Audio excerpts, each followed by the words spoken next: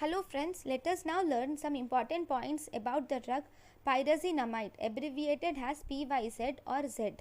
This pyrazinamide, this will enter the bacterial cells with the help of the enzyme pyrazinamidase.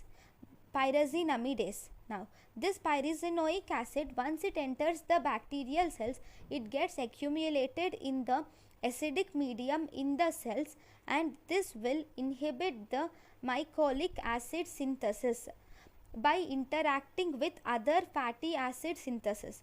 It interacts with other fatty acid synthesis and it inhibits mycolic acid synthesis.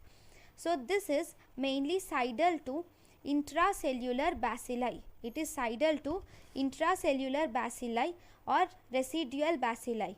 This pyrazinamide is most commonly it is most common against slowly replicating bacteria than rapidly replicating bacteria. It is most commonly active against slowly replicating bacteria than rapidly replicating bacteria.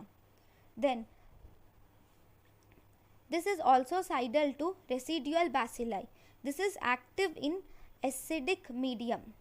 So then resistance. In the resistance, it occurs due to the mutation in gene PNCA, which is encoding the enzyme pyrazinamidase. So the dose of pyrazinamide is 25 milligrams per kg per day, that is around 1500 milligrams per day. The pharmacokinetics is, this is an oral drug which is widely distributed and it has good CSF penetration. So because of its good CSF penetration, it is used in meningeal tuberculosis. Side effect of pyrazinamidase mainly includes hepatotoxicity, hyperuricemia, or there can be loss of blood glucose control. Because of the loss of blood glucose control, this will precipitate the diabetes mellitus. So we should always do repeated blood glucose monitoring in patients with diabetes mellitus because it is precipitating diabetes mellitus. Now, it also causes abdominal distress, arthralgia, it causes porphyria and also photosensitivity. Then half-life of this drug is prolonged, especially in hepatic and renal impairment. Half-life is prolonged in hepatic and renal impairment. Then we have ethambutol. Ethambutol is actually a tuberculostatic drug. Ethambutol is tuberculostatic drug.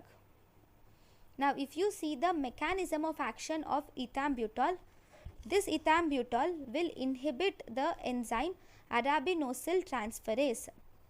So ethambutol will inhibit the enzyme arabinosyl transferase, which is encoded by MBAB gene. It is encoded by MAB gene. So this, once it inhibits this arabinosyl transferase enzyme, this will interfere with mycolic acid incorporation in mycobacterial cell wall. This will interfere with mycolic acid incorporation in mycobacterial cell wall. Arabinosyl transferase is normally involved in arabinogalactan synthesis. It is involved in arabinogalactan synthase or synthesis. Now, the dose is 15 milligrams per kg per day, that is almost equal to 1000 milligrams per day. Resistance of ethambutol can occur due to the mutation of MB gene, which increases the affinity of target enzyme. Side effects are optic neuritis can occur, which is mainly causes red-green color blindness. Because of this optic neuritis side effect, it is contraindicated in children less than 5 to 6 years. This optic neuritis mainly occurs due to the effect of the ethambutol on amacrine and bipolar cells of retina. Then this is also causes hyperuricemia, which precipitates gouty arthritis. So because it causes hyperuricemia by increasing the excretion of uric acid. So this is actually contraindicated in gout because it precipitates gouty arthritis. Then it causes peripheral neuritis also.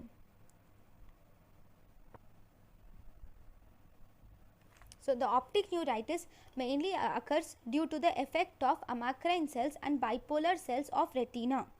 Now it causes peripheral neuritis. So this is about the ethambutol. Ethambutol and pyrazinamide. Thank you for watching.